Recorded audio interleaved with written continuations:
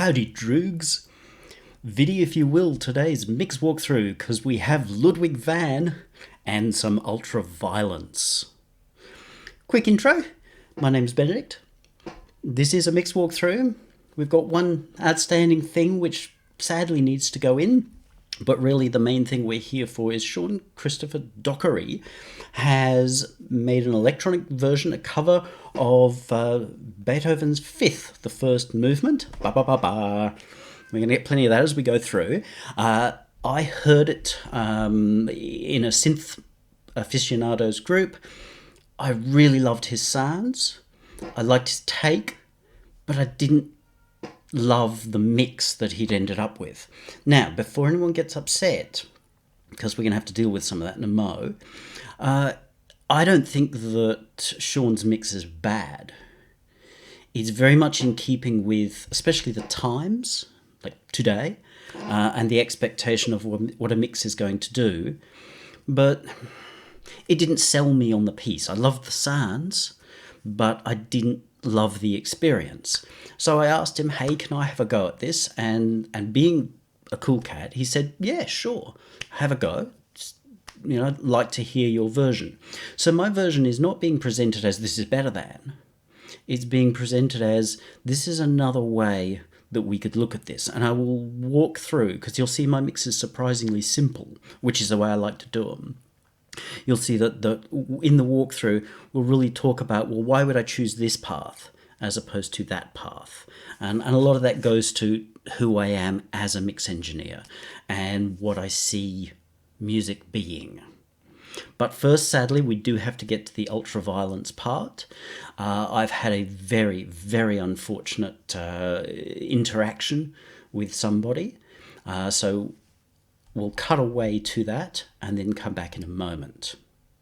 We can all offer to mix things for money. The point here is people come for feedback, not for people touting their services. Thank you very much. Keep that in shameless self-promotion, please. Also, as a word of advice to the wise, I would be strongly working on your rock metal game, as the last mix you broke down and remixed ended up sounding worse than the original, and by a large margin. Now, obviously that's not very nice. How dare somebody rip into somebody else like that? Now, this was an admin from the group. He's both an admin and a moderator. So he's not just a random policeman. He's like a chief of policemen. So his job is to uphold the rules of the group, which is to not treat people, to not be a dick. And this is exactly what he did. Let me bring you up to speed on what came before that. I entered this group because I have followed, Glenn Fricker. I followed Glenn Fricker for a few years and quite enjoyed a lot of what he's done and generally agreed with a lot of what he said. You'll see that I've copied his style to throw it back at him. If he wants to respond and clear this up, that'll be great. I did put a comment on his YouTube. It's hard to say for sure because there's always a billion comments on his videos, but it looks like that got removed. It seems that he did not want to interact with this. He did not want to deal with it. I don't like that. Because, Glenn, I'm going to say, if you think that that kind of behaviour is okay, then I think that what you say and do on your show is not who you are. And that disturbs me greatly. A lot of my message and the reason for doing this is to say that it's very easy to seem like, to get ahead in the rock and roll game, that we just be a bigger asshole than everybody else and we'll get famous. You might get famous, but did it help Vanilla Ice's career to be a bigger asshole than the other people around him? No. He seems like a reasonable fellow now. Saw him cameo in a film recently with Steve Carroll, I think it was, and he seemed kind of a cool guy. So nothing against you. I think Ice Ice Baby was a great track, but it seemed like you had a bit of a runaway temper at the time. And the situation here was, I'd entered the group in good faith. I'd shown who I was in good faith. I didn't hide under a name. I was very open about who I was, what my name is. I don't hide under avatars. I've always got my face very open. I don't hide. As you'll see, that admin mod, he actually hides under 2 layers of avatar. So I have no idea who he is, and particularly I have no idea what he is. But I know how he behaves, and that tells me. I'd entered the group. I'd spent a couple of days engaged with a couple of people and helped them through with their mixes. Spent quite some time with another person, not related to this, helping him with, my approach to how mixing is done. And he was a real natural, and he'd only been doing it for a couple of years as an older fellow, up closer to my age, and he was showing real promise. So I was like, wow, this is lovely. It's nice to interact like that. When you've got 30 years of skills, you want to be able to share them. Then another fellow came in and he showed his track, which quite honestly was a basket case. And he admitted that he had no experience mixing. And then he went on to admit that he had to make a video within a couple of days, as well as have this mix, to show off his band. And I'm thinking, well, A, you really don't have what it needs to get this sold. And you are seriously up against it time-wise. So I simply did what I was trained as to be the right thing and what forums used to be all about. I said, here, why don't you let me mix it for you? His first comeback straight away was like, I don't have any money. And I thought, that's kind of not real cool, because at what point did I say money? I said, here, I can do this for you and solve your problem for you, or half of your problem. Because the reality was, while his drummer had some serious problems with timing, don't know what the guitar work was really like, because the mix was so horrifically screwed up. It was just overcooked, overbaked, over everything. But his singer actually might have a chance of making it. And I wasn't the only person to note that. Somebody else in the group, who also gave me a bit of a serve, but I ignored him, was noticing that one is worth watching. Now, my thoughts were, not only am I being a good guy, yes, I'm going to benefit because I want to put my name on, particularly that singer. I want to put my name on that thing. And what's wrong with that? Because I was going to do 10 hours work for nothing. He was still benefiting, far more than I would, likely. But my thought was, buddy, if you're looking after your band this way, and this is part of my lesson here, if you're looking after the band that way, that great, you've put your hand up and said, I'll do it, but you don't know how to do it, and you can deliver a poor result, you're not serving your band. If you're the band leader, you are not serving your band, because you are making your band look bad. And if you've managed to luck into getting this singer who just might make it, then guess what?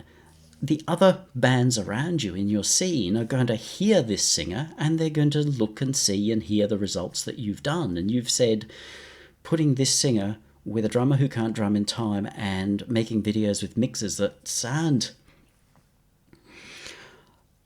What are they going to do? If they're half smart, they're going to grab your singer after a show and say, hey, Miss Singer, why don't you come to us? Our drummer can play in time, and we will make sure that you get mixes for your songs that show you for what you are. It's kind of like being Ronnie James Dio or Bruce Dickinson. If she's half smart, she's gone.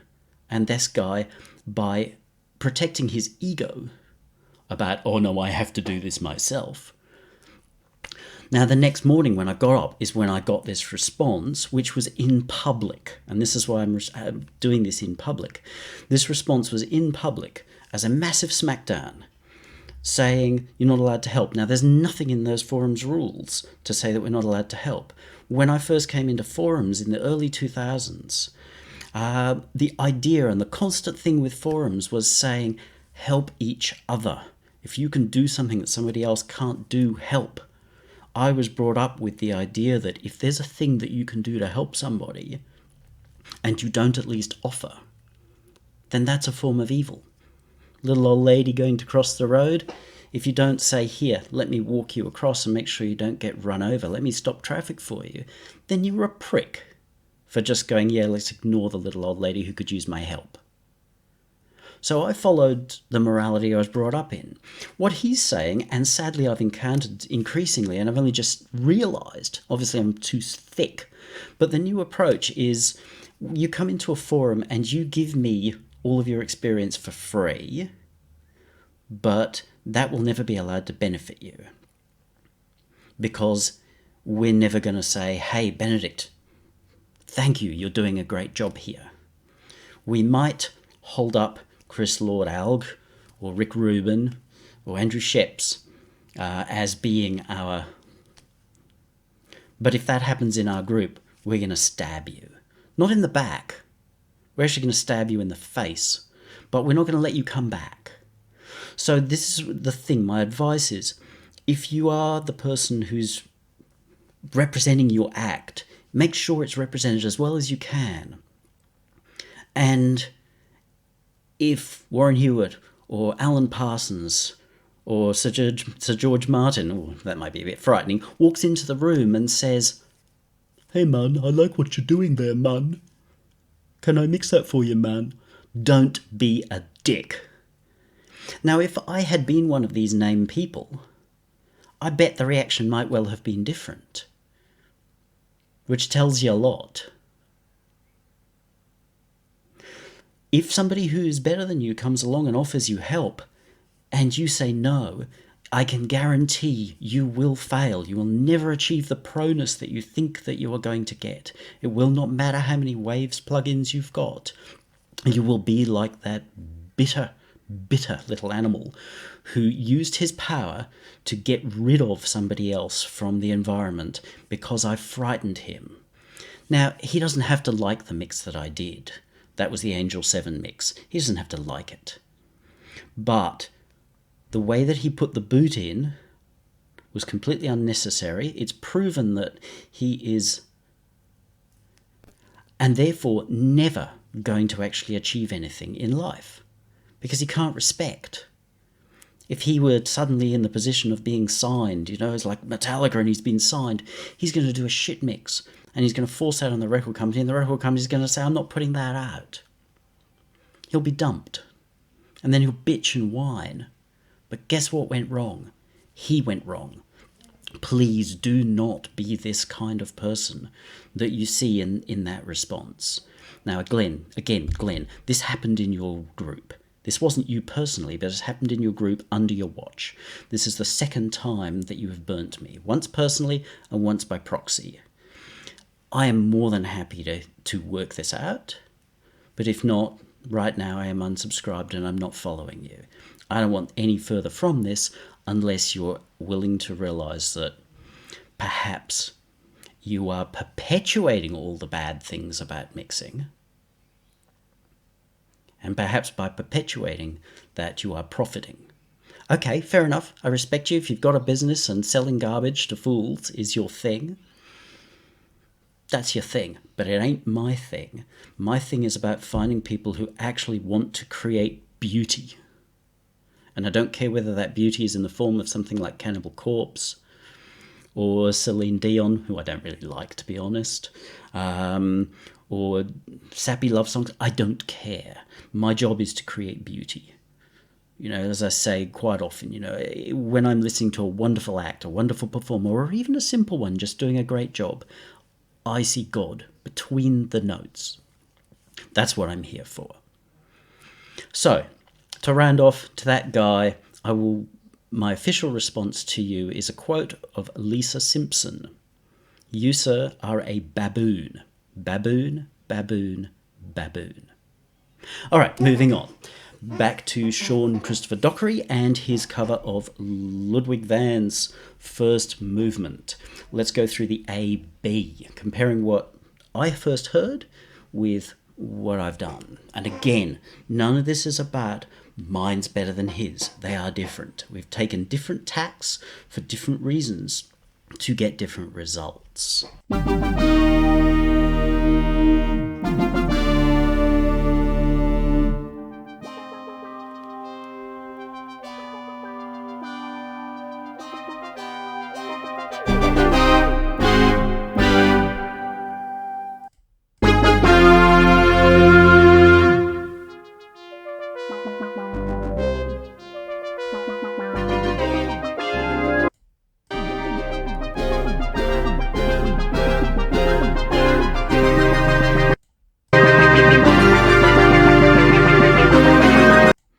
Now, the first thing you probably notice is there is quite a big volume difference between our mixes.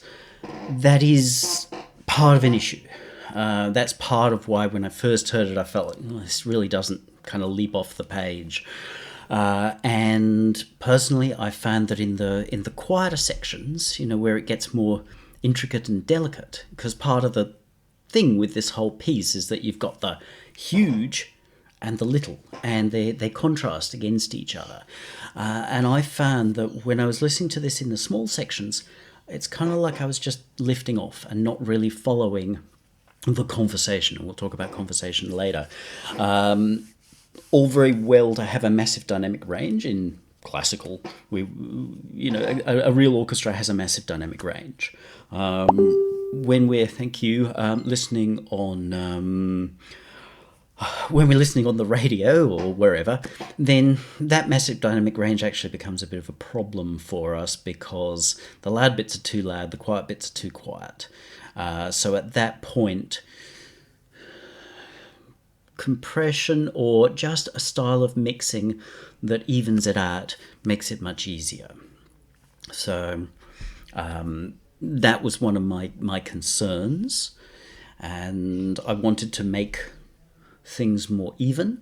I also wanted more sort of brightness, because one of the problems, or the first thing that I felt when I listened to Sean's mix, was I felt like it's hard for me to engage with all of this. And it's part of the same thing that I just mentioned.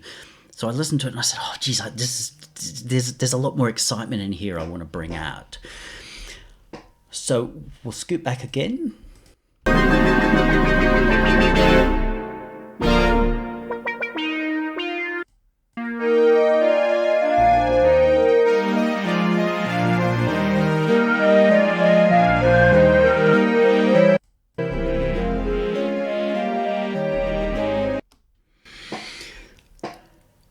When I was working, I had Sean's mix in there just as a point of reference to make sure I had, all the bits where they should be.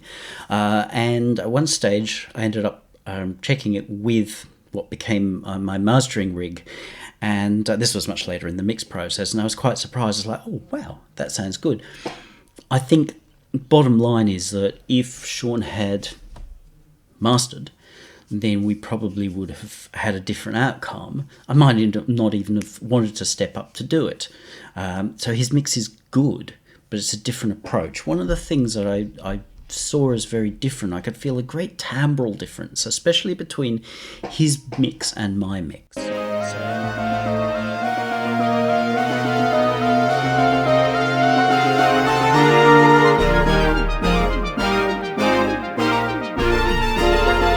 You'll see he's got a huge amount of action down here. And I don't blame him for that, because that's a thing that I wanted to chase as well. There's sort of really subby kind of thing. But the problem was I wasn't being heard. It wasn't coming across in the mix, even where I put it in my lounge with a sub. It just wasn't coming across. I can hear it actually better in these things, which don't exactly major in bass, than I could in the real world. So while it's nice to have it there, and I wanted to have it there, it doesn't translate. So if we look at mine, we've still got activity in here, but we hear it's a lot.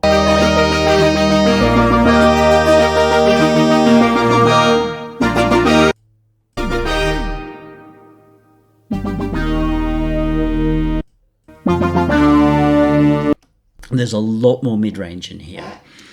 And I know that's not super popular, but I'm making the mix that I feel is right for the material. You can decide which you like. And I wanted to put a lot more detail in. So that was the direction that I went. The other thing that you will notice, and again will initially seem really, really great, and it is if you want that kind of mix, is the width.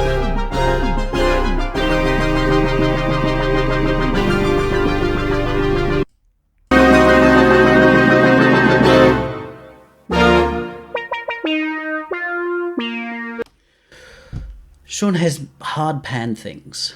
There's a lot of hard panning in here, and that's okay, but I personally am not a big fan of hard panning. I know it's a big thing these days to get that massive, big flat screen effect, My downside, and I've spoken about this in the last couple of mix, my concern, my frustration with that as a listener, not about somebody trying to say, I'm not interested in mixing rules. I really am not. I hate that kind of Nazism, as you see from before, is that real widescreen thing to me feels like a fish tank, or described it as being like an ant farm. It's really wide, it's really complex, but it doesn't feel very deep. It doesn't feel like it goes back a long way. And that's a mixing style. So it's not about whether he did a right or wrong thing. He did the right thing looking at that mixing style because it's very hip and modern. And that's what he wanted, and he's achieved it. And he's actually achieved it really nicely. Once I, got it into a mastering type situation, it's like, oh yeah, that's what I felt I was missing before. But I didn't want to do that. I narrowed everything down. Some things had been recorded only on one channel, so I turned them into mono. Other things were really super out there with instruments bouncing backwards and forwards. So I pulled them down to half the way. Reason being is I want that reverb to come around. I want there to be a greater feeling of depth this way. Very different approach, very different feel that I want as a result. And you can hear that. And you can hear a lot more mids in here as well. Probably enough of that. We'll kill this fella off. No, we don't need to save that. And the mix. So we'll go now, and I will shut myself up for about 6.5 minutes whilst we listen to Sean Dockery's take on Beethoven's Fifth, the first section.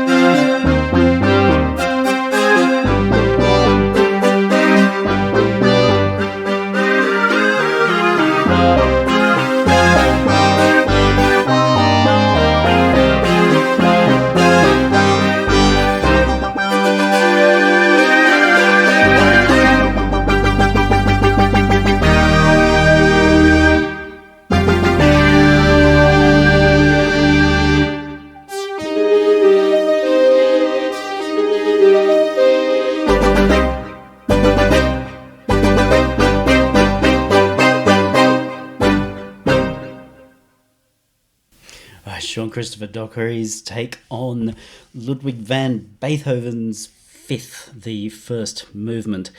And whenever I listen to this, or like the plugged-in Bach that I did, I just think, what a riot! There is so much of a ruckus going on in there. The composition in some ways is deceptively simple, but it's so clever. Initially, if you're not used to it, it's harder to follow the parts through, but they're there and they weave their way through each other, and it's wonderful work. I can see why so many of the early prog, and particularly the guys who ended up in metal like Ritchie Blackmore and John Lord, loved that so much. I grew up with my dad playing Bach on the harpsichord, Scarlatti.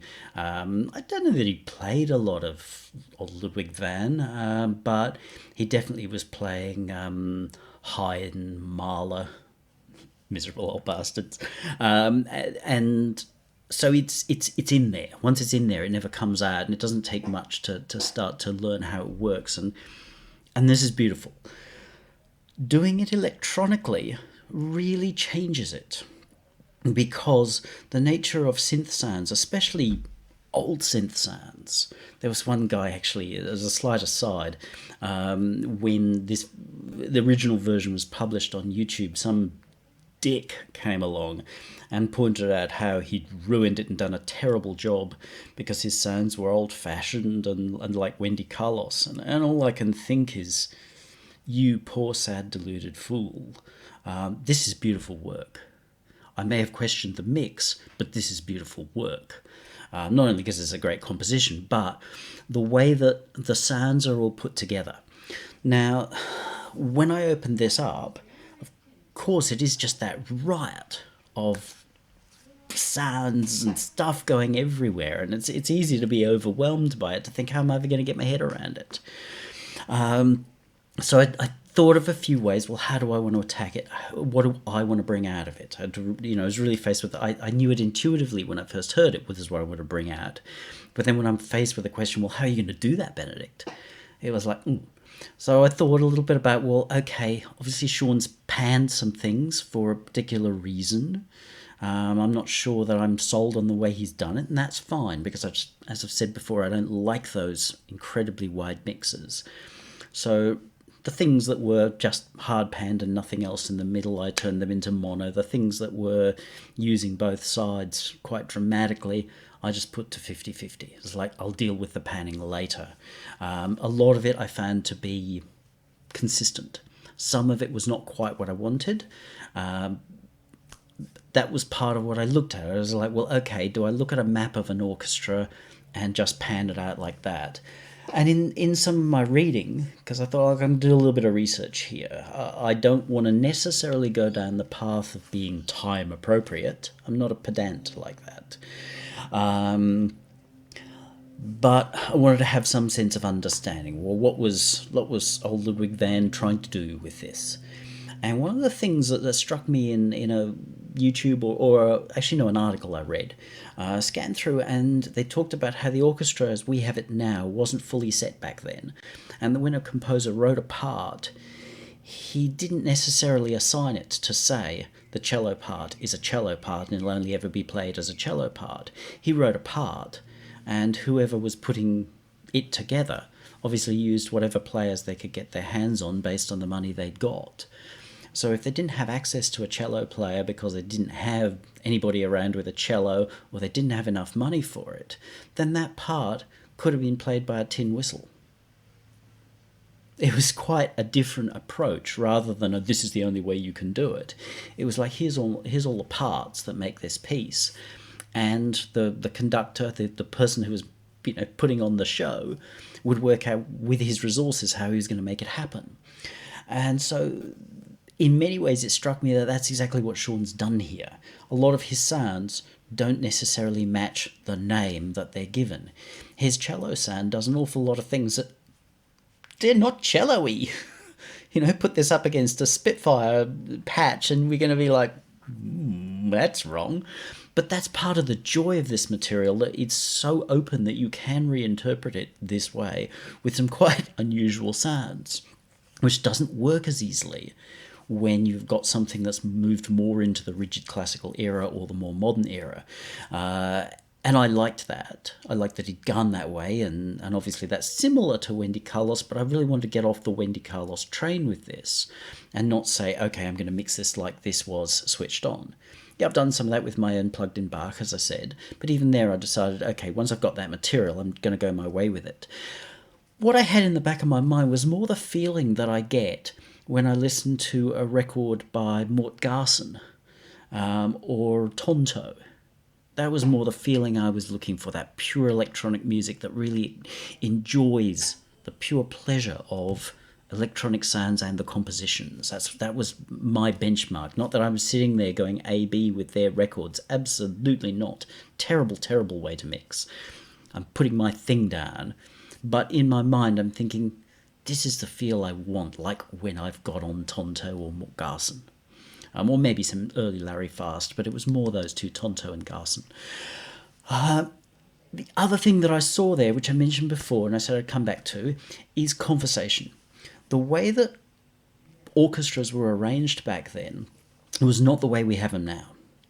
So the idea of me saying, well, where should these things be panned or placed, based upon a orchestra map, which we do and kind of have to do if we're trying to emulate a modern orchestra, because otherwise it won't sound right. We won't take it as believable if the violins are off over there because they're supposed to be here. One of the things I saw was that they arranged them as they wanted based upon the piece they were doing. And the arrangements were so that the pieces, the parts of that piece, as you hear and hear, it's ba ba ba ba, and then there's a ba ba ba ba, ba ba ba ba ba, kind of a thing. I'm not picking any of the actual notes out of this because I can't pick notes. I don't have that skill. That doesn't matter.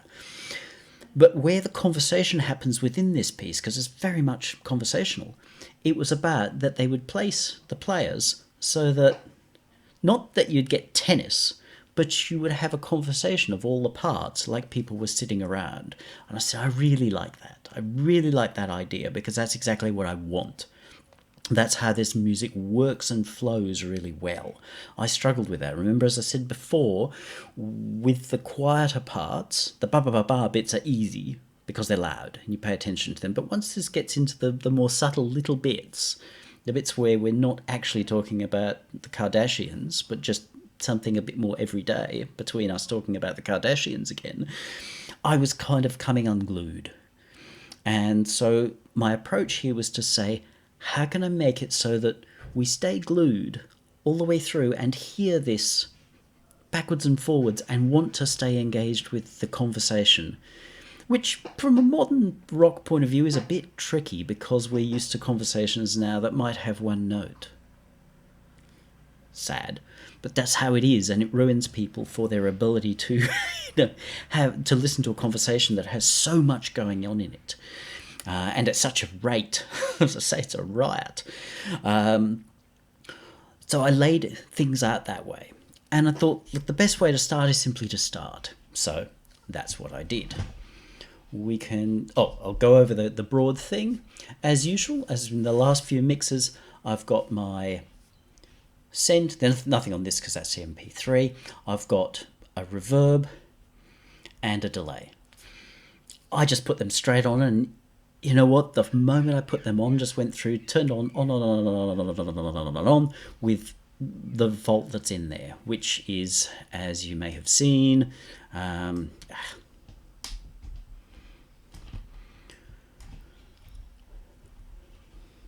reverb's built out of a couple of my my units, so I know I'm well, and one of these guys, which is very sterile and clean. It's a good reverb by modern standards.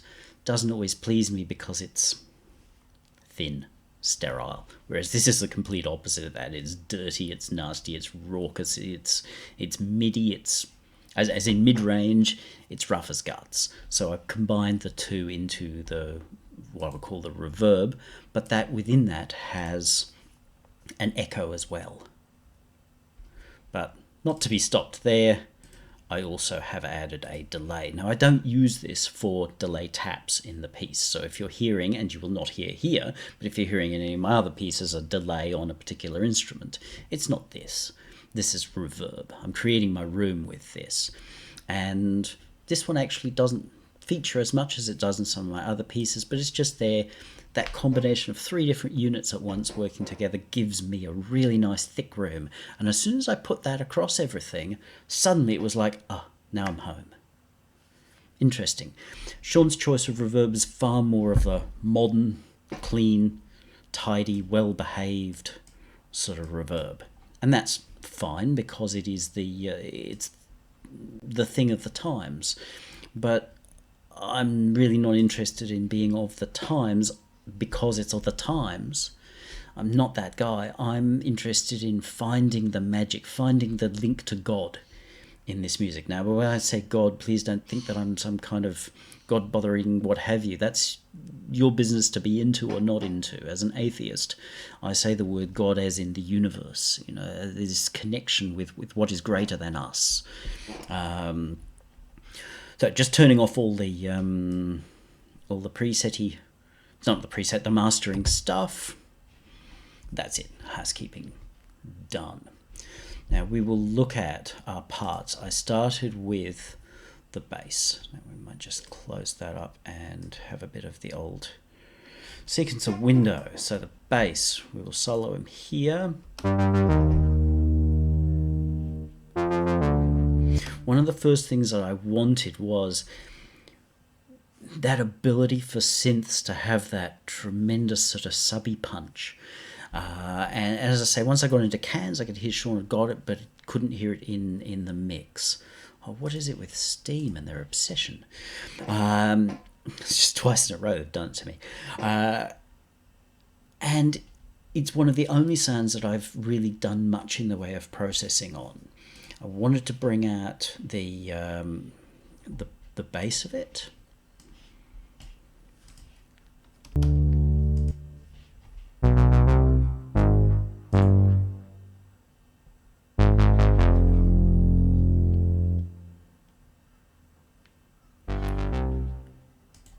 Now, one of the things you'll notice with synth sounds, and the older the synth is, or the more classic analog it is. Some of these are new synths, some are older. I don't know everything, all of his instruments intimately. They're all listed there. You can go have a look at his thing and he lists what he's used. I love synths, but my hardware days are done. I'm not going back, at least not in the foreseeable future. I'm kind of like Andrew Sheps in that way. It's like, give me the box, take away all the dusty stuff. Yes, initially I did do quite a bit of, I had sort of stuff up here at one stage. It was like, yeah, that's getting that feel that I want. I knew I was overdoing it, but I knew that when I came back to it this morning, always overnight it, when I listened last night on the sub in the lounge, it was like, yeah, straight away, it's just too bassy. I'd achieved some of what I wanted, but I'd overachieved. But there was a lot of brightness in this sound here too. And with synths, they tend to occupy the whole frequency spectrum. If you're making a bright violin, it'll probably be playing right down to, sort of 10 hertz at the same time. Don't quite know what the reason for it is. Someone can get into that. But the reality is, a violin, if it was playing up here, in terms of on screen, we may not have much action below 1K, but a synth, especially an analog type synth, if it's most of the story is supposed to be happening up here, we'll still have plenty of guts down here. They tend to be full. That's one of the reasons why people like them. They're fat, they're tubby in the tummy like me now. But one of the problems is that they can then become tricky to mix because they haven't located themselves. That fiddle, it locates itself up here. The cello is going to locate itself here, and the double bass is going to locate itself here. But the synths, they just say, I'm double wide and I'm coming through. So while I wouldn't normally do that to hack this out, it's the clarity bit. Because I know there are so many other instruments playing the clarity role, I want this instrument focused a bit more in playing the bass role. In the end, I got rid of the bass boosts, but still kept this, just making some space. 9 dB off might be quite a lot, but we didn't need it because there are plenty of other instruments doing their job up there. They don't need this guy getting in the middle of it. So that's what I did to that, just finding the point at which it works. Then I knew straight away that what I wanted was for this bass to have some sense of punch beyond what it's currently got. I'm not going to get into 808s. It's not going to have drums in it because this is a faithful rendition despite its unusual instrumentation. So I borrowed this straight out of the canon of rock. Slightly, more time on the attack to give it the on the beginning, but I'm looking for it to at the beginning. 3 to 1's a bit more than polite. It's not regressive. I could have gone more aggressive. I gave it still a hard knee, but I'm just looking to give it some sense of when it first comes in. I want that to push through. I want that to feel like there's a movement of air. The sound often stays down for some time. That note can be held down for some time and it sustains. So we can move some of that out of the way. I'm not doing it aggressively. As you'll see, it's only about a dB of cut, but it just gives a little bit of a poof and pulls it back once it's been heard. So that was what I wanted to do with the bass. So that was done straight away. As I said, I undid a lot of what I did with the bass, but I knew that was probably going to be the case. I just started. The next one was the cello. Now the cello does some very strange things, as I said before.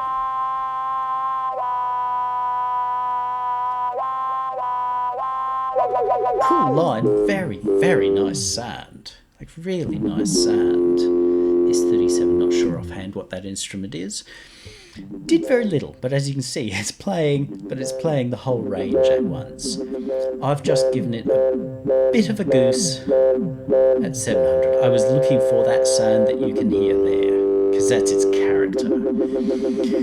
I did, at some stage, and they're not there anymore, because it's probably this one's been moved, I did have boost up here, because to start with, I just had these two playing together. When I went into, I'm just going to rearrange this a little bit, it's going to make it easier. When I went into the lounge and listened to it, it was too tubby in the middle. It was just too much tub, and while it's kind of nice and makes for a warm sound, it was actually making it harder to hear that bass and harder to get clarity. So while initially I thought, okay, yes, that cello is going to want a lot of body, once the mix filled up, we did not want a lot of body. So quite simple. But on their own, they don't make sense yet.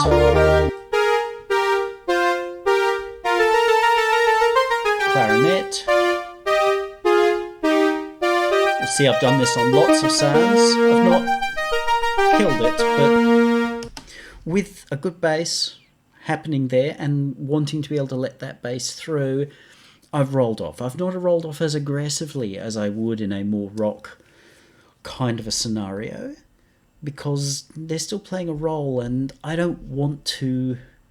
Oh, let's put it this way. I want to allow the full nature, or as much of the nature of each of these amazing instruments through as possible without doctoring them and turning them into something else.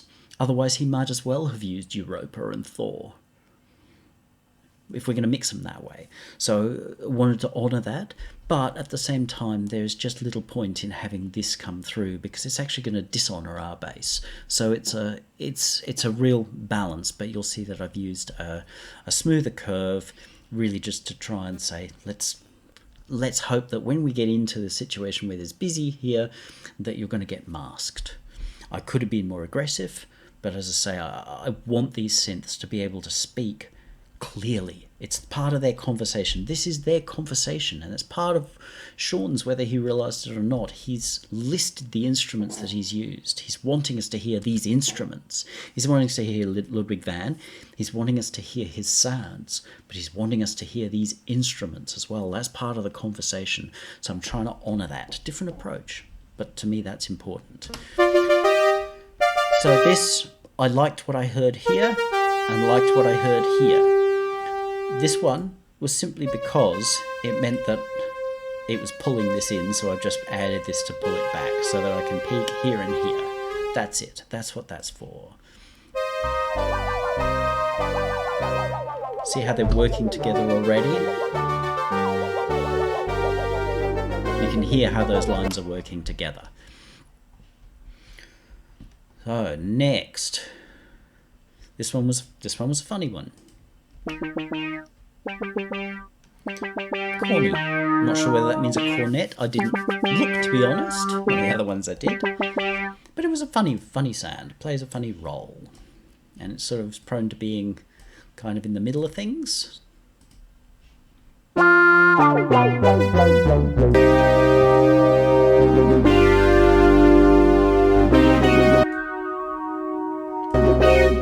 I've talked about this before, but I solo only to know what I'm looking for. So I do virtually no work in solo, but I'll solo it enough to go, oh yep, that sound.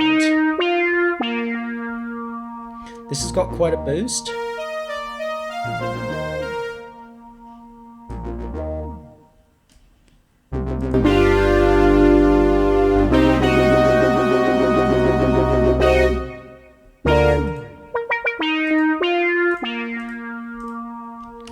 Now I decided that I wanted, because I've got so many instruments and they're playing different parts, I had to make executive decisions because they're prone to playing high and low and all over the place, as I said, and no matter where they are, they still tend to want to take up the whole frequency range. I had to say, well, okay, mostly where do I think this person's position is? So in terms of a conversation, what's their position? Are they a Republican? Are they a Democrat? Are they a Tea Party? Are they a crazy marijuana smoking independent? What's their fundamental position in this conversation? So I decided, okay, I was going to make this person have their fundamental position here, because a lot of their action seemed to be around there. And I had a hole in the mix that I could fill at that point. Well, not really a hole, it makes it sound bad, but there was a space where they could fit in.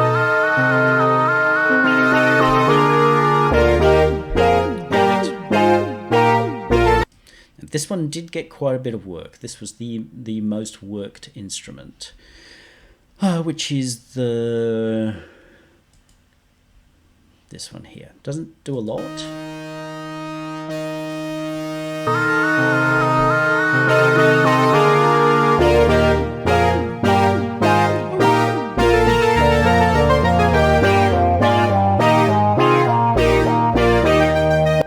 Again with the cutoff, it was really cool here. This point here was really nice. It'd be nice if this EQ had a solo band. Doesn't, not the end of the world. Great for the price.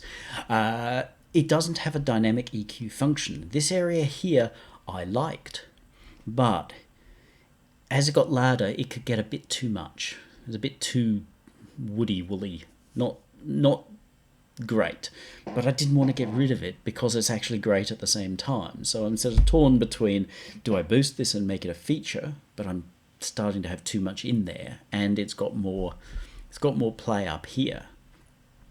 So enter the dynamic EQ, which is always the solution for when you can't decide whether to boost or cut, and that you've got a bit of a reasonable argument in both cases. Dynamic EQ. You can either use it to boost as the level goes up, or you can use it to cut as the level goes up. So because this does not have the feature built in, and I am clever enough to use Reason, just showing off, but showing you how a mix engineer thinks how to solve problems. It's the real reason for this, not just showing off. Split the signal into two. One goes to the live EQ, the other goes to a matching EQ. They don't have to match. They absolutely do not have to match. They could go to anything, absolutely anything, or even nothing can go straight to the compressor, but it goes to this, where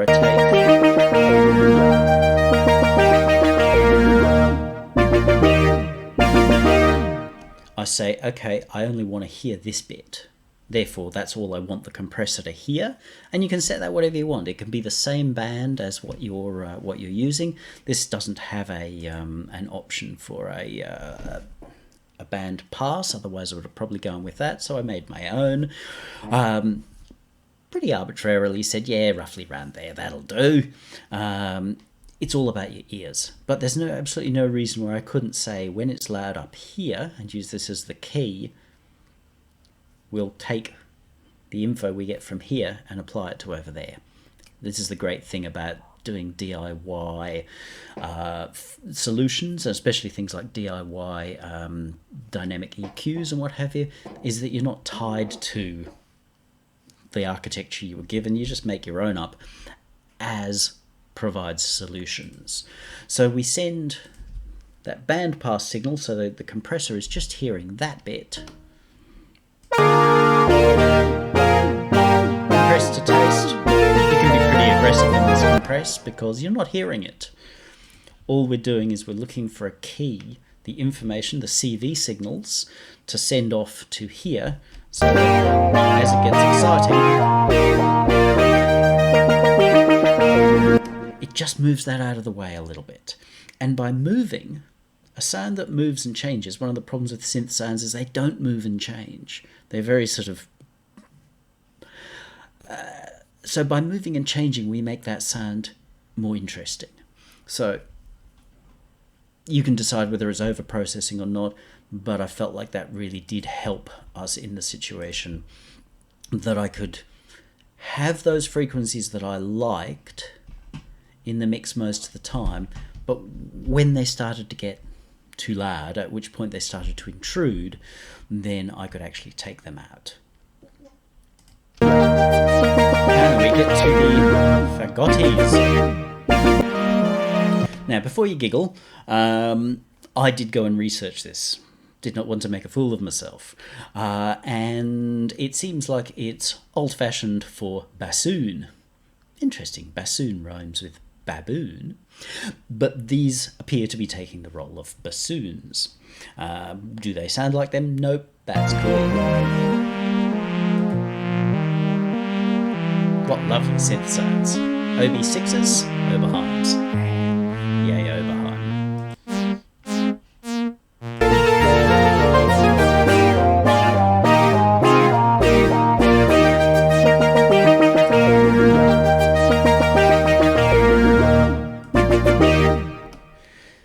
Oberheims tend to have a lovely body to them, so I've given it some of that, whilst cutting some of it. Giveth and taketh awayeth and all of that.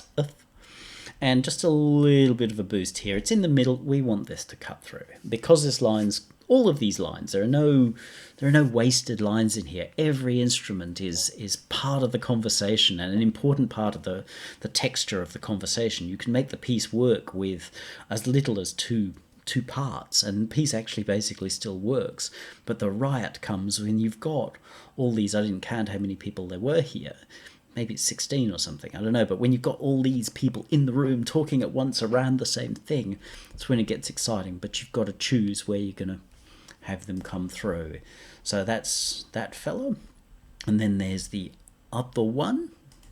Same instrument, it seems. Similar sound. So nice tuning. I've given this a little bit more of a boost just above what I've called almost the bass before, and brightness. You don't necessarily hear it, but when it's in, there's just suddenly more presence, more charm to that sound. So that's where I'm giving it its cut. Yes, it fills up a bit here. And yes, you could say if I'm too tubby, then why am I doing that? I liked it. by giving ourselves clarity up here, you'll notice I've not boosted many instruments up here. It would be very easy to say, because synths are all like that, and we want to give lots and lots of detail and boost everything lots in the highs. Deliberate. I want them to stay as warm as possible, because that's what analog synths do. So if we want to hear the instrument, we want to hear them as real as possible, but this guy really benefited from that pulling through in the air. It's a sweet, sweet sound. And combined with the pair of them there, they work really nicely together. Thanks Ludwig van, and thanks Sean for making such lovely sounds. Flute.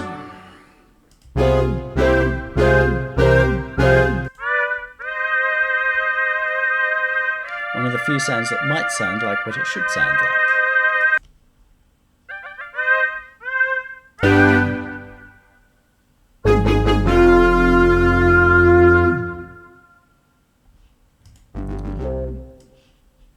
Yet in the mix, the flute sounds more like a kind of a choir. So I found that it's got a boost in the highs, right up in the highs. I just want to bring more clarity, and again, sort of in the higher mids, or the low end of the high mids, rolling off the bottom, because we don't want that. It's not causing us any great advantage. Actually, this might be the one. There is one here. Oh, I forgot, with the bass, I just drove it a little bit harder. Rather than pushing here, I wanted to drive into the compressor just a tiny bit harder, gave it a couple of dB, knowing the compressor is going to take a dB off. You'll see that I've changed virtually nothing in the levels here. I liked Sean's balance, so I've gone with his balance. No argument there at all. Never was an argument with his balance. But there is one here, and that's later. That's later in the part. We'll have to try and remember when we get to that, to violin 1. With the flutes, it's just letting them come through with their position. Oboes.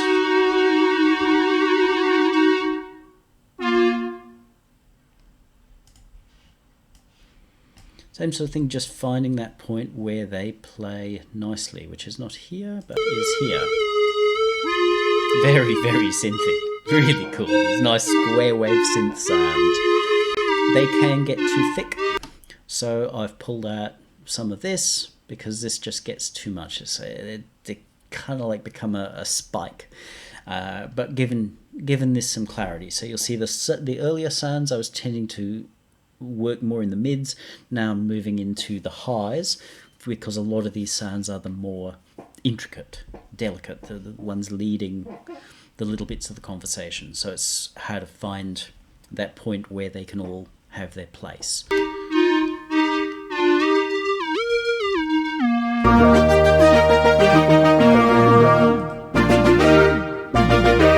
Trombones. Let's get to trombone. It's this one here. Let's go somewhere where they do a bit. Synth brass, my favourite thing in the whole world. I have given them some bass and some treble.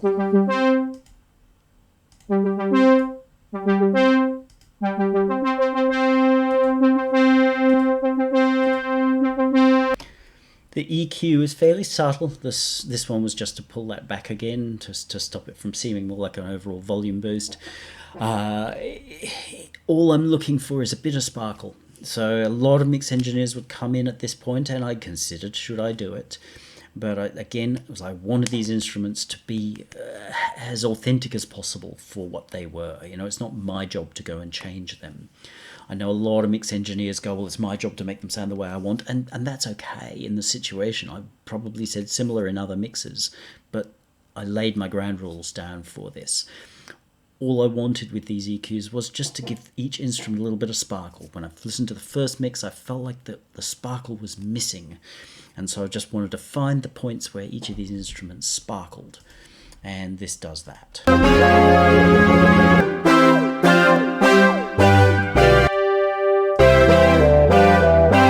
Beautiful synth brass. There's only one trombone, viola.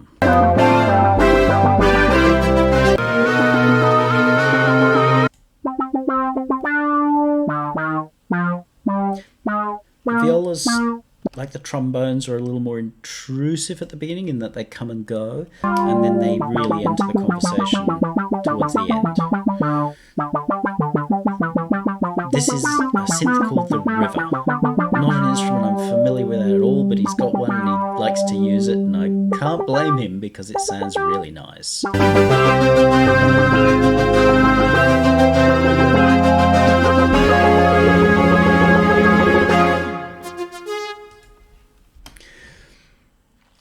This is one of the few instruments where I came back.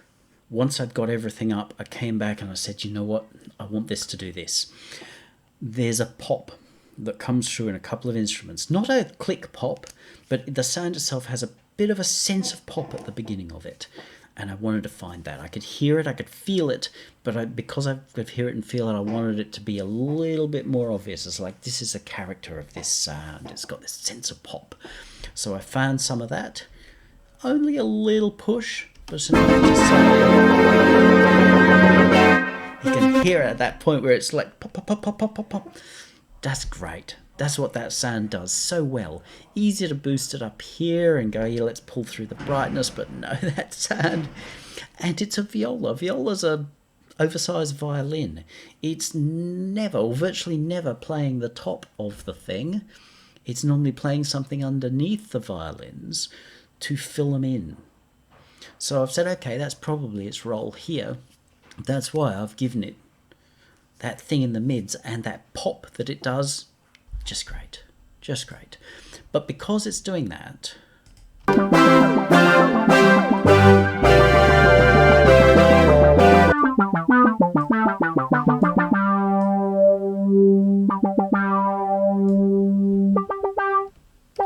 same trick as before with the bass, just using basic rock rules and saying, let's just... So we're emphasising the front of those notes a little bit. Only a tiny bit, only about a dB. It just wants to be felt, not heard. As soon as you start hearing compression, it's up to you.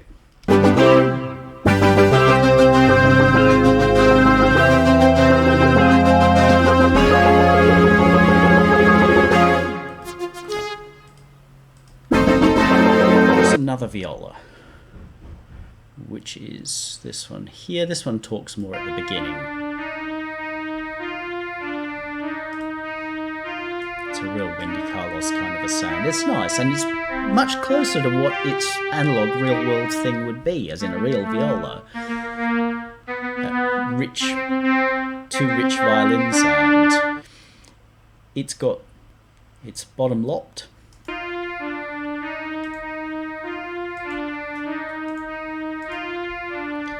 And just boosting a little bit of this. Now, if you listen closely to the sound, there's a kind of a gnarliness. Probably at a guess from beating of oscillators. Maybe a tiny bit of drive in the filter circuit as those oscillators beat, that it just kind of crunches a little bit. It can be an annoying sound, but it can be a great sound, and here it's like, I like that in its character. A viola is naturally a more raucous instrument than a violin. It's coarser. So I've pulled that out and said, here, look, have a cut through there.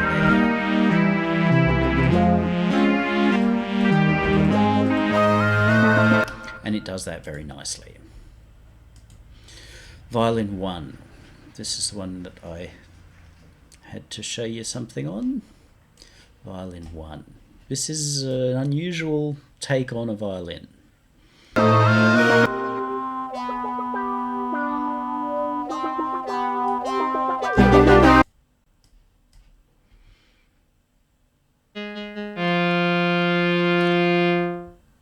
Actually, no, this is not the... Oh, it's... Oh yeah, this is a nice bright little spiccato kind of a thing. And it plays lower here as well, so almost more in the cello type range, and that's nice.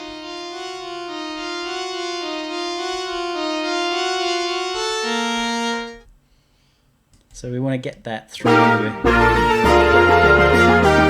mix.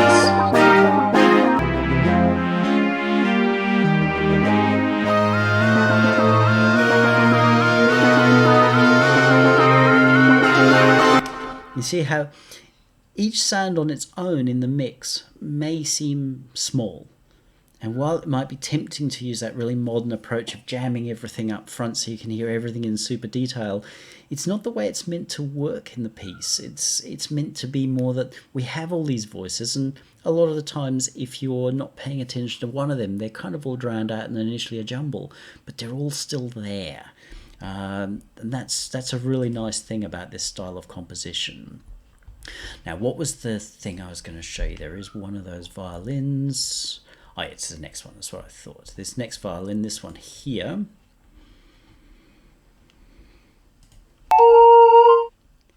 It's a really different sound. Not remotely violin-y. It's more of a whistle sound, almost a tomato whistle. Cool, I like it. And sits in the mix really beautifully. And sometimes takes a quite dominant role. Where is it? Maybe it's about here. Yeah.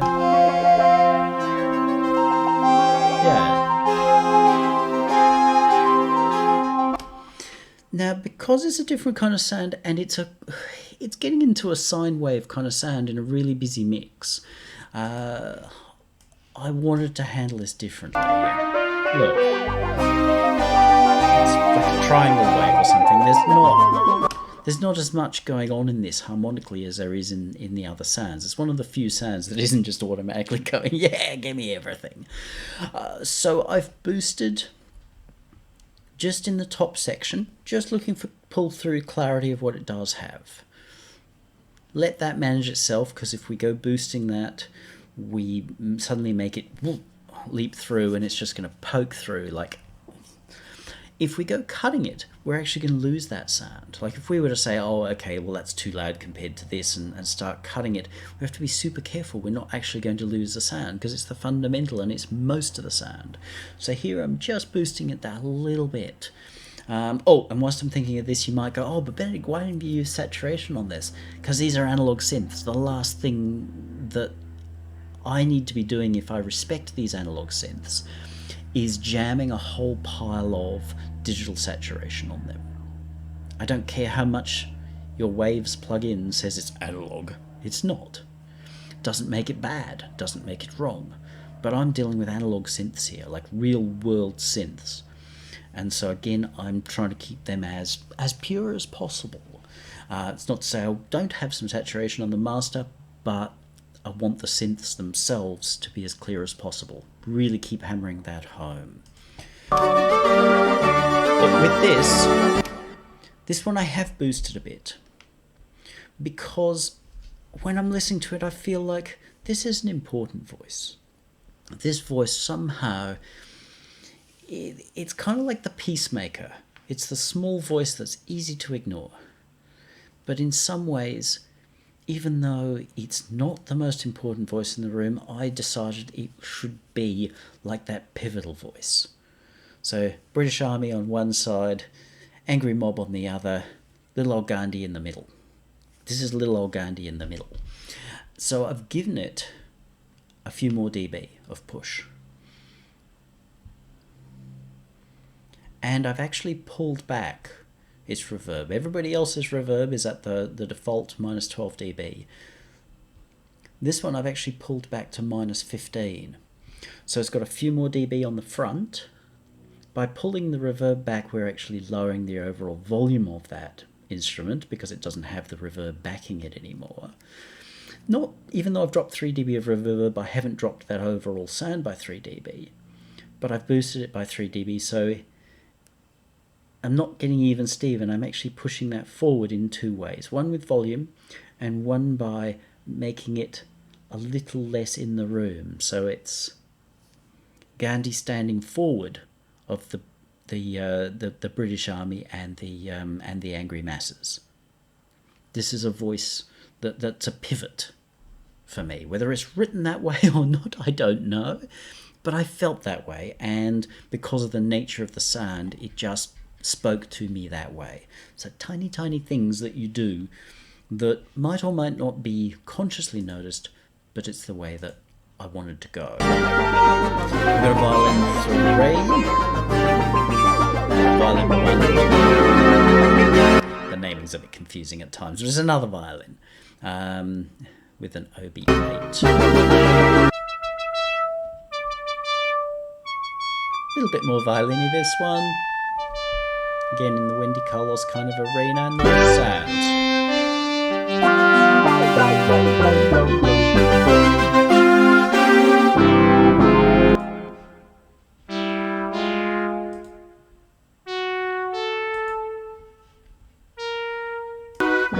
It's almost more like a brass sound, to be honest, but that's cool.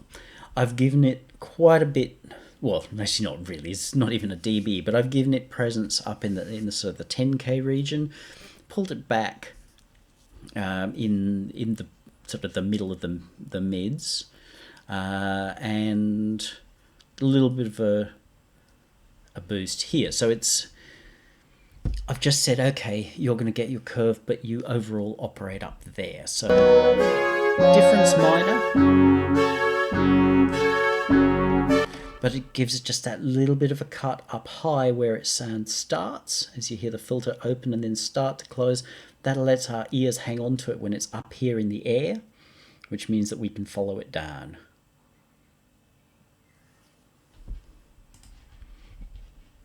Next. Try the brass.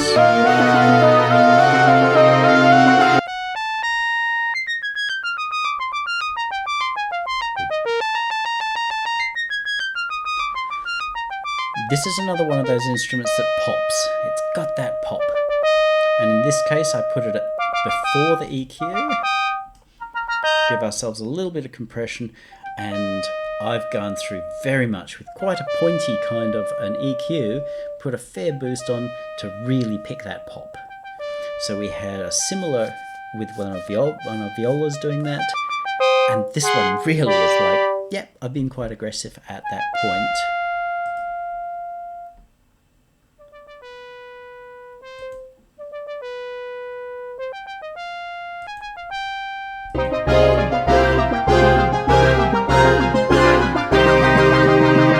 We've got so much going on in the mix at this point. It's a bright sound, but I wanted that in there. Again, some people would be like, well, why are you boosting in the mids? They should be all scooped out. And I was like, these are analog synths. They are fat, and we want them to be fat. And it's going to be a big sound, but this is where so much of our detail is going to happen. And it's going to give us a louder mix. It's going to be more strident. It's going to allow these instruments to really leap out. And when we A-B between the two mixes, that's what I really feel. I feel like these instruments now really leap out and kind of gabble and fighting backwards and forwards with each other. And that reverb wraps around, so we get a huge sound at the same time.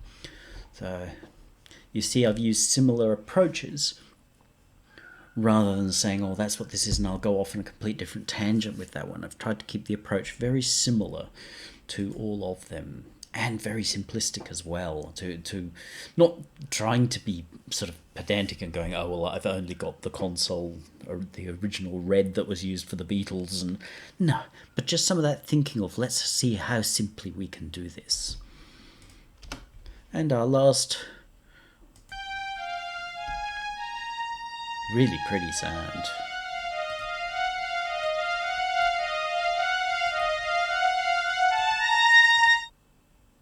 So just looking to bring that out. Tempting as it may be with those sounds to boost them just in the air,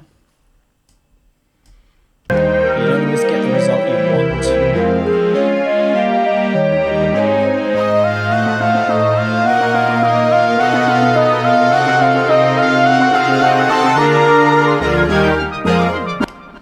So very subtly just going, well, okay, where do I want him to cut? And worked more in the middle of the ranges, again, very cautious on the frequencies that were not particularly dominant in what we'll call the analog era. It might be a modern recording, but if we want to have it feel like a Tonto Garson type era record, then we have to be understanding that while we might sort of go, oh yeah, mate,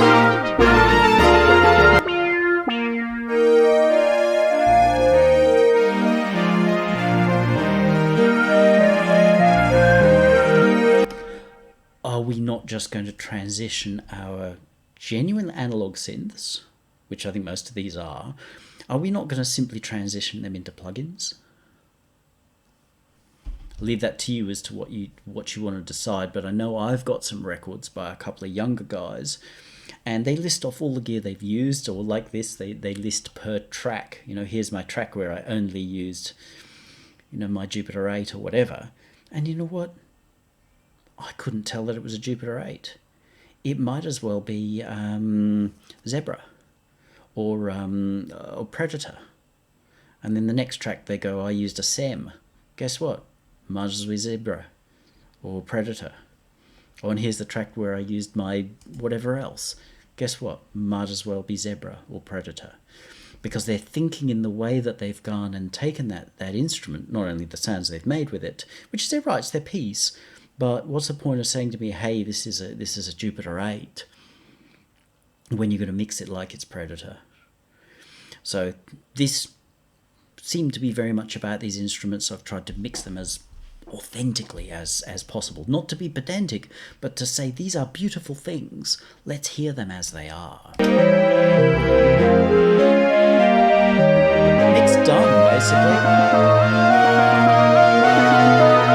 As I said before, I really did very little, virtually nothing. You've seen a little boost there and a little boost there. No cuts. I've kept the original levels where they were. The balance was good.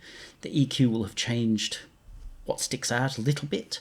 But again, that EQ was always just to try to sweeten, to make each of those individual sounds and their lines a little bit more accessible, a little bit more exciting when they come in, whilst being true to what they were. So I'd got my whole mix done by this point. When I had lunch, came back. So as we start to master.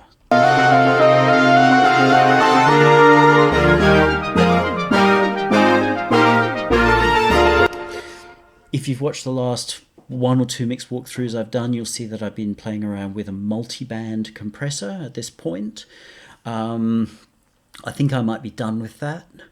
While it is an easy way and it sounds great, one of the problems is it changes the character of the mix. Now, if I've spent the last so many hours making the mix sound a certain way, I then put it through a process to make it sound completely different. Leave that one with you. It does make it very easy to have clearer, transparent top ends. But that's kind of not necessarily what I'm about. I'm known for making mixes that are very clean and clear, but I get it there a different way. I don't get there with afterthought. I get there by working this way, and the way that I work, and the thing that differentiates me in this market, is that I really look to, as you see, think, what does each instrument do? Rather than just saying, oh, they're all here and you throw them in and that's the formula shit you do to that kind of thing. I'm thinking, what's this guy's role? What's he speaking? What's his position? How do I honour his position? If he's a Democrat, even though I'm not, really in his corner, I'm still going to honour his position, because that's my job. Not to decide whether I like or don't like him, but to honour his position. Otherwise, it'd be like being the mix engineer at a conversation, at a summit, say, where we've got the whole spectrum in to talk about what to do about some tricky situation, and then being the mix guy and going, oh, I don't like the Democrat, so I'll just turn his volume down. That's not doing my job at all. So different approach, and that's really the thing that I'm talking about here, more than a right or wrong, good or bad. So I went back to the single master brush compressor. So what happens is that our bass will tend to be louder than our treble. So when the bass kicks, it will tend to push the treble down. And with multiband, it doesn't. And so you get this sense of, but you know what? The different parts of a mix are doing this. So say, for example, reverb. When the kick comes in on a single band, the whole mix goes down. Now that's what happens with your ears. Fireworks go off overhead, your ears shut down. They don't just say, oh, I'm just going to shut down the fireworks frequency. They shut down everything. This is how the ears work. Tempting to say, look, we're going to go better than that. We'll just turn down the fireworks frequency. But meanwhile, the other frequencies are loud. And you might go, oh yeah, but that's winning. No, I'm not sure that's winning. Because recording music is about creating an illusion of the real event. And I've tried here to give, in its own unique way, the illusion that we are sitting in front of a small orchestra of players. It's just, except for using one of these, they're using one of these. But as though we were in that room, which is part of why they're here and not here. Because if we're sitting in the room, guess what? The stage is not like this. Unless we're, of course, the poor sap who bought the $1 seat right down in the front. Or maybe they're an expensive sap who bought the seat right down in the front because they are wealthy and stupid about music. Because you can't hear it. Go back a bit. In which case, the stage might be this wide. When you look at it with your eyes, you can see off here, the curtains and the brick walls and dead moths and what have you. The stage is not like that. So, single band compressor. I think I'm back with this. If people are really dead set looking for the other thing, I might use it, but I don't think it's the right way to go. Your call. Your mix is your call. So, initially, I started with the slower attack and the faster decay, which I'll commonly do with mine to let all those transient through, because I'm thinking, well, this is more like classical music. And then I thought, you know what? I'm not going to do it that way. I'm going to do this more like it was actually going on radio at this time, in which case we'll speed up the attack, slower the release, to let this actually pump our mix just that little bit. So, whoop, creates that, like a fireworks goes off overhead, your whole hearing does this. It's subtle, I'm not pushing it, a couple of dB, never let it go more than about 2 or 3 dB here. You don't really hear it, you're just aware of it, and it makes it feel louder and more exciting. Just as when fireworks goes off, or if we were sitting in an orchestral chamber or room and the guys are all going da da da da, our ears are actually going to go. So this mimics that perfectly, far better than anything else. A little bit of saturation. Subtle, yes, I know it's digital saturation and I kind of railed against it before, but at this point we're looking at the whole mix, just giving it that little bit of shine that these things do and this device does beautifully. With regards to our EQing the whole thing, I did take a few goes on this. I came back and did it a couple of times this morning to get that feel right. And it's the one time where I stopped and said, okay, I'm going to listen to some Tonto. I've got some remastered Tonto off CD. So obviously they've taken advantage of a different recording format. Because listening to Wendy or Mort that I've got off vinyl, then they're quite narrow bandwidth. And I wanted to have some of the feel of those records from the 70s, but not necessarily be here. I wanted to take advantage of a broader bandwidth without going, oh, let's go smiley all over the place with it. So I rolled off the instrument boosts in the bass and gave them a tiny goose, as well as rolling off down here, because you know what, analog gear don't do nothing down there.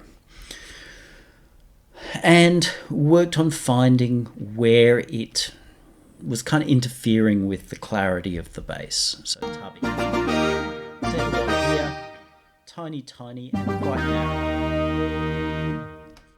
There was a lot of backwards and forwards on this as well, playing with the idea of super smooth Baxendall type boosts or shelves and all kinds of things, and you know what, I wasn't being sold on them.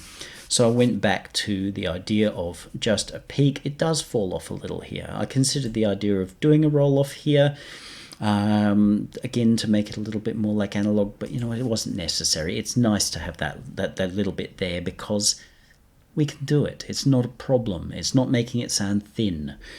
It's nice to have it.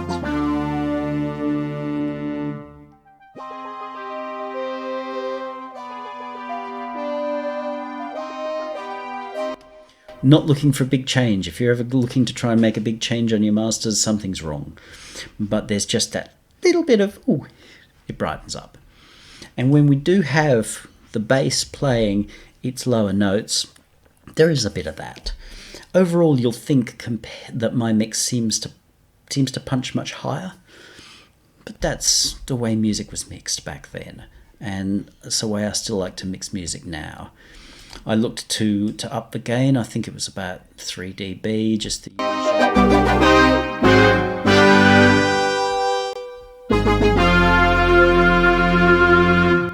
I stop using this at this point and go to my friend here. Now you will hear there's a difference. It does impart a sound of its own. It does actually bring more mids through, but I like that. That's a part of its charm for me. You might think it's a disaster, but it's got a character of its own, and it actually enhances the things that I want to bring through, which is more clarity in the mids, and it does that nicely. I almost always have my stereo link off. You'll see I do nothing these days in terms of stereo widening. I think it's a curse upon mankind to have stereo wideners.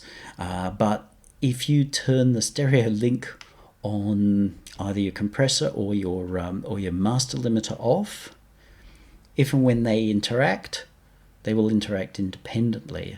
And guess what? You suddenly have a wider stereo image that's very natural. Because that's what I'm looking for. When I'm hearing something, even though there is nothing natural about the instrumentation in here, in the sense that none of them are boxes with stretched cats on them. They're all electricity. But I want these mixes, no matter what they are, I want them to feel very natural. Everything like this doesn't feel natural to me. I find it very wearing. Even when I'm quite a few meters back from the speakers, and it's all like, to me it's very wearing, it's very hard. I feel overstimulated and I lose interest. That's not what you want.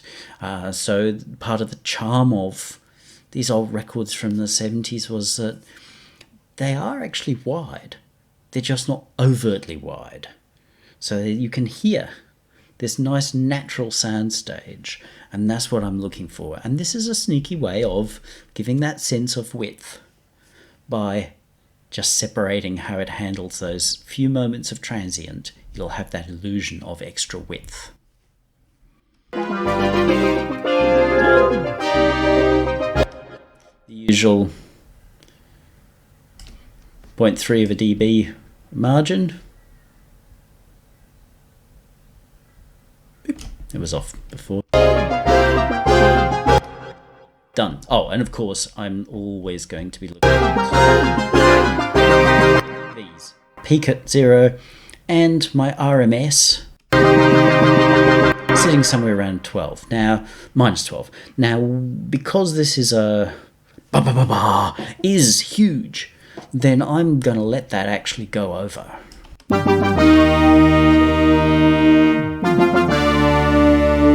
A few times later where there's more.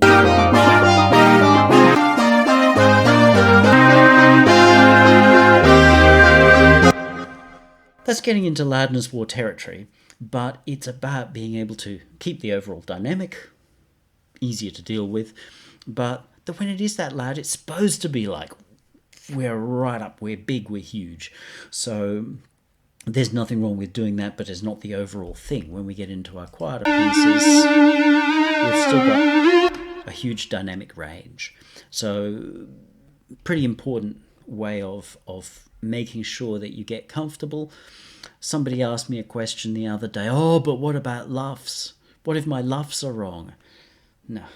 If you have not got your crest factor here, somewhere around there, your mix is wrong, unless it's meant to be right up here because that's how the music sounds right, because it's a story it's telling. But if you're going to run that way the whole way through, like the horrible remaster of Best of Pat Benatar that I've got, then all you're going to do is wear your audience out. They'll say, yeah, blammin' for 2 seconds, and then they'll turn away.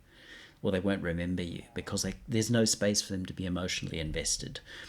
So if you've got too much of a dynamic range, people will wander away when they can't hear it. If you've not got enough dynamic range, they will not be able to invest themselves in it.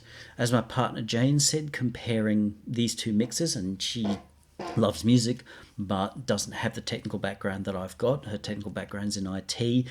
I said to her, which is which? Which do you like? Blind test. And she felt that my mix actually had more depth this way. And so she liked it much better. That's part of that dynamic, that she feels she can invest herself in that, put her emotions, her feelings in it better. She felt like she could follow it more. So there it was a case of, yeah, that's what I'm looking for as a result. Not to say, oh, wow, look how big and wide and 4K it is, but can I put myself in that? That basically is it. No, there was one more thing. As I said, I think that the initial mix was good in its own way. This is putting it through my master, which is a no-no. So I'm not offering it as such. But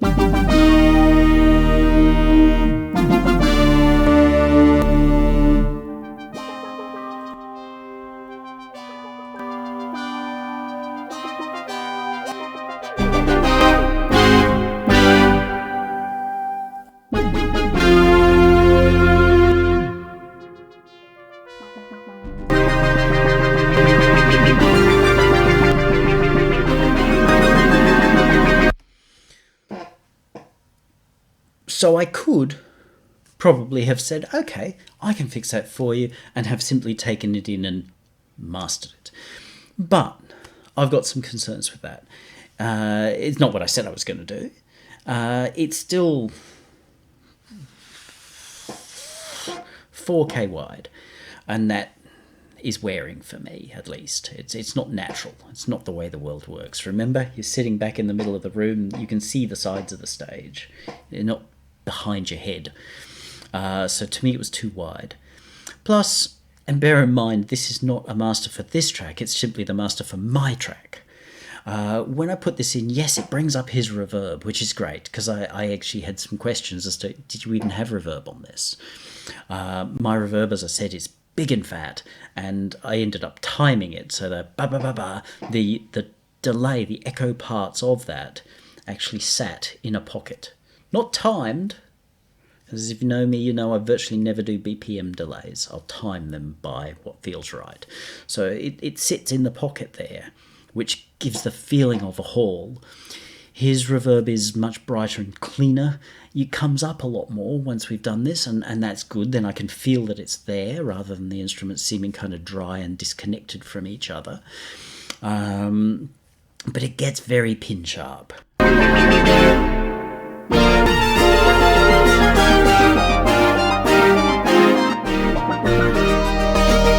Now, if that's what you're looking for, brilliant. It's beautifully pin sharp, really brightly pin sharp. But again, not what I would have been looking for, bearing in mind what the material was and what I felt out of it. So if at any point you've been thinking, oh, but Benedict, you're just dissing on his mix and you want to prove how good you are, go away. But here's my proof. His mix was good. His not really mastered or finalized it, once that process is done to it, even if inappropriate for the, it is not actually tailored to his track, it comes up very nicely and delivers what it's meant to do. And if I'd heard it that way, I may well not have said, oh, here, can I have a go at that? Because I might have just gone, oh yeah, that's all those things that it should be, and left it at that. But I'm glad I've done it, because not only have I sort of got that understanding more of how that style of mixing does transition from that to this, what you're hearing in terms of me whacking a master on his, but in being able to engage with this material. I love mixing because I love engaging with the material. I love being able to tell that story, to help the story get told. So it's a long one, again, but there's a lot of detail and there's a lot of thinking behind it. And I hope you've gained from it. I hope you go over and have a listen to some of Sean's work, because he's done some nice work. I meant to mention this before, but he's worked in TV and had quite a bit of stuff out there on TV and everything. So sorry, I meant to say that before. But his links are. So go have a visit. He's done some nice work, and he's done some very nice work here. I've reinterpreted it. And you can decide which you prefer. But my question will be, do you prefer it for like 30 seconds before you go somewhere else? Or do you sit down and go, oh, I really want to be engaged with this over the 6.5 minutes and wish that there was some more? Personally, the mix that I've done gives me that feeling. And to me, that's the thing that you want to do. While you can impress people in a couple of seconds, the trouble is they go, oh, yeah, and go away. They don't come back. And that's not good marketing. Good marketing is having people go, oh, wow, that's great. And they remember you. They go, even if they did leave for some reason, the dog started barking, and they go away, but you want them to remember, gee, I heard that thing. Well, what was it? Was it Pink Flaps? Pink Floyd? Punk Floyd? It's Pink Floyd. And you go and you find them. And you go, you know what, this is special. And you buy Dark Side of the Moon and The Wall and Wish You Were Here and Pulse. That's good marketing. That's what your music needs to do. As a mix engineer, that's what I want to do. And that's what I've tried to do here. Happy to have feedback. Please, boys and girls, keep it positive. If you don't agree, great. But please explain why. If you're just going to give me one of those, you suck because I'm cool and you suck, buddy, you suck. Have a great day. Happy to hear from you. Happy to have the opportunity to do a mix walkthrough for you at some stage.